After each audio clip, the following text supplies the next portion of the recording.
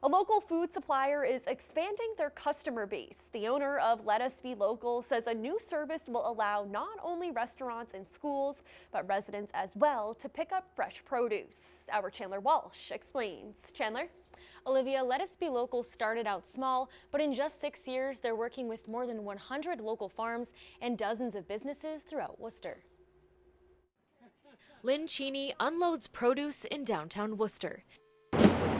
She delivers local food, trying to bridge the gap between farms and places like restaurants, schools, and breweries. The idea of Let Us Be Local came from my frustration of wanting to go out to dinner and not having confidence in knowing where my food came from. Cheney's also working to make local food more accessible for area residents. In the past few weeks, she started a new program for consumers to pick up food boxes at 4 Worcester businesses. They have access to pretty much anything in my network, so they could get grain and flour, or they can get honey and maple syrup, all the produce. Dead Horse Hill uses Let Us Be Local's service for their restaurant.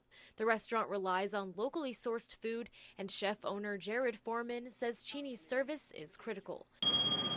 Being able to keep the quality up and then have a connection between the person who's growing our food and the person who's eating our food, and I can tell them that story.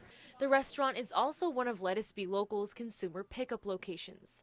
Just like the chef, people can select what goods they want and get a family-sized box each week. You're not getting the same product over and over again. You're getting something new at its peak season.